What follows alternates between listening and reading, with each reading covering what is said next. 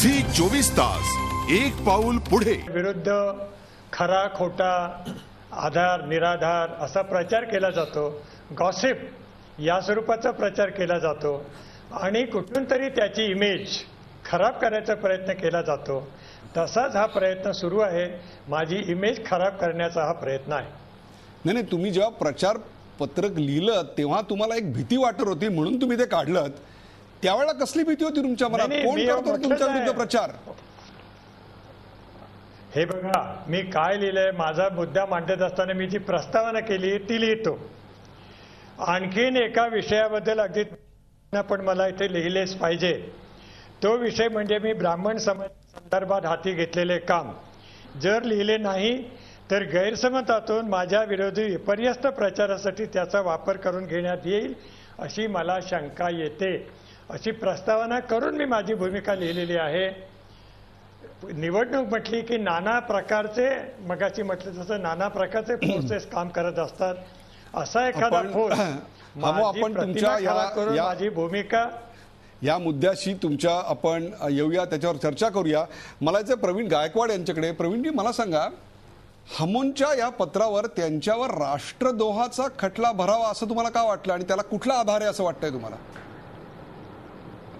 हे बघा, सगळ्यात पहिली गोष्ट अशी आहे की जेम्स लेनचा मुद्दा या महाराष्ट्रामध्ये प्रचंड गाजलेला आहे. हा सगळ्यांना माहिती आहे कुठल्या कारणाने गाजलेला आहे. भांडारकरचं जरी नाव घेतलं तरी सगळ्यांना कळतं. पण इथं या पत्रकामध्ये सुप्रीम कोर्टामध्ये हे पुस्तक निर्दोष सोडलं गेलं. सुप्रीम कोर्टाने या पुस्तकावरची बंदी उठवली आणि हे लिहित असताना त्यांनी असं लिहिलंय, दादोजी कोंडदेव हा महाराजांचा जन्मदाता पिता होता.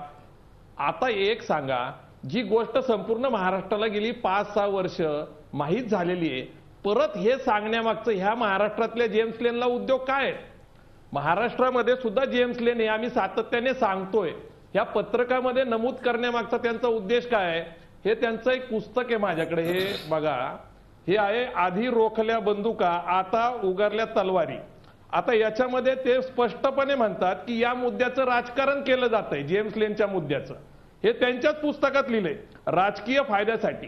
म्हणजे हे शेवटचं 17वं पुस्तक आहे. म्हणजे त्यांना नक्की माहिती होतं की या मुद्द्याचं सुद्धा राजकारण आपण साहित्य संमेलनाच्या अध्यक्षपदासाठी करू शकतो.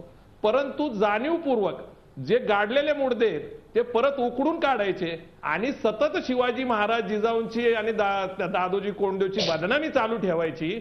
आणि मग शिवाजी महाराज या देशाचे राष्ट्रपुरुष आहे आणि राष्ट्रपुरुषाची बदनामी करणं हा देशद्रोहाचा गुन्हा आहे. प्रवीण गायकवाड, एक प्रकारे हा मुद्दा तुम्ही उचलून त्याची धार वाढवून मतदारांचं पोलरायझेशन करण्याच्या डावाला बळी पडताय असं नाही का वाटत?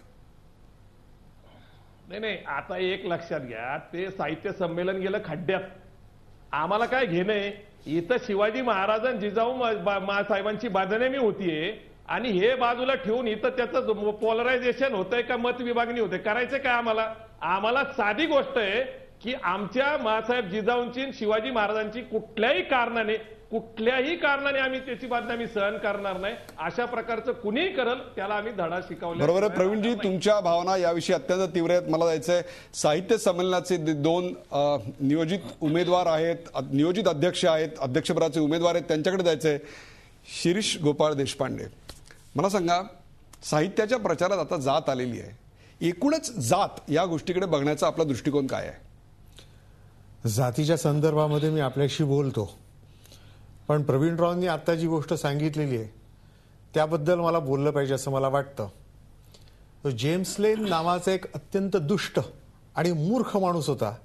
त्याच्याबद्दल महाराष्ट्रामध्ये त्या जेम्स लेनचा ज्या पद्धतीने गवगवा केला गेला, सुलट किंवा उलट, ही गोष्ट अत्यंत वाईट होती असं मला वाटतं. 100%. त्याच्या उलट राजा शहाजी, म्हणजे त्याच्यावरची अत्यंत उत्तम प्रतिक्रिया. जेम्स लेनचं पुस्तक येण्याच्या पूर्वी माझी राजा शहाजी ही कादंबरी प्रकाशित झाली आणि त्या कादंबरीमध्ये म्हणजे प्रवीण राव म्हणाले की जिजाऊ साहेब आणि शिवाजी महाराजांची बदनामी, फक्त दोघांची बदनामी नाही, शहाजीराजे पण फॅमिली अल्बम मध्ये पाहिजेत. शहाजीराजांची बदनामी नाही आहे. जेम्स लेन हा किती दुष्ट आणि किती मूर्ख असू शकतो ह्याच्याबद्दलचा पूर्ण आपण साहित्य प्रचारातल्या या जातीयवादाबद्दल बोलूया. जेम्स लेनचं भूत महाराष्ट्रातनं गाडून टाकलं, कोणालाही वरती काढता येणार नाही. अशा प्रकारच्या पाश्चात्य विचारांमुळे महाराष्ट्रातल्या दैवतांवर कोणीही छिथू करू शकणार नाही. परंतु आता जो जातीयवाद आलेला आहे किंवा येऊ पाहतोय त्याच्याविषयी तुम्ही काय म्हणाल? पहिली गोष्ट अशी की जात असते प्रत्येकाला, ही फॅक्ट आहे. पण ही फॅक्ट आहे, हे वास्तव आहे. पण जात पाळणं हा रोमॅन्टिसिझम आहे, हा वास्तववाद नाही असू शकत. एखादा माणूस कुत्रा पाळतो, मांजर पाळतो, जात पाळतो, हत्ती पाळतो. कुत्रा आणि मांजर हे चॉईसनी पाळतात, जात ही तुमच्या जन्माबरोबर येत असते. जन्माच्या बरोबर येत असली तरी चॉईस नाहीये त्याच्यात. चॉईस नाहीये तरी पण हौशेने एखादा माणूस आपण पाळलं पाहिजे असं नाहीये. जन्माच्या बरोबर आल्यानंतर तिचं पालन केलं. साहित्याच्या प्रचारात जात आता आलेली आहे का ती याही पूर्वी होती, आता उघडपणे आली? याच्या पूर्वी होती, पण हा रोमॅन्टिझम किती टोकाचा आहे आपल्याला उदयराव मी सांगतो की एखादा रोमॅन्टिक हिंदी सिनेमा आपल्याला एखाद्या वेळी हे उदाहरण वेगळं वाटेल, पण त्याच्यामध्ये एकाने दुसऱ्यावरती काहीतरी, एका ठाकूरने दुसऱ्या ठाकूरवरती केला, मग त्याच्याबद्दलचा सूड उगवला, ह्यानी त्याचा सूड उगवला, त्यांनी त्याचा सूड उगवला. या पद्धतीने जातपातवाद हा निर्माण व्हायला लागलेला आहे, ज्याच्याबद्दल अत्यंत कठोरपणाने निग्रहाने मी येऊन उभा राहिलेलो आहे. तुमचा विरोध आहे याला? माझा संपूर्ण विरोध आहे. माझा विरोध असण्याचं कारण उदयराव मी आपल्याला सांगून टाकतो, मग आपण दुसरा प्रश्न दुसऱ्यांना विचारू शकता. माझं म्हणणं असं आहे, इतिहास सिद्ध गोष्ट सांगितली की ज्यावेळी जात पात वाद वरती येतो त्यावेळी हा देश गुलाम होतो. आता आपण गुलाम होण्याच्या, आपण जगत्या आयुष्यामध्ये गुलाम होण्याची शक्यता असं मला वाटायला लागलंय. माणसं आपली जात पाळतात आणि ज्यावेळी जातपात पाळली नाही जात, आपण एका आईची मुलं आहोत, ही भावना जेव्हा येते तेव्हा राष्ट्र स्वतंत्र होतं. ज्याचा उल्लेख तुम्ही भावंड भावना आहे. आपण ही चर्चा अशी चालू ठेवणार आहोत आणि आत्ता मला घ्यायचा आहे एक ब्रेक आणि ब्रेक नंतर जायचंय अशोक बागवे यांच्याकडे. याचं कारण कवी जेव्हा बोलतो प्राणातून तेव्हा त्याला नसतं हसायचं असं म्हणणारा कवी या सगळ्या वादाच्या नव्या जातकुळीबद्दल काय बोलतोय हे ऐकणे फार महत्वाचं असणार आहे. कुठे जाऊ नका, पाहत राहा झी24 तास, वादाची नवी जातकुळी. झी 24 तास, एक पाऊल पुढे.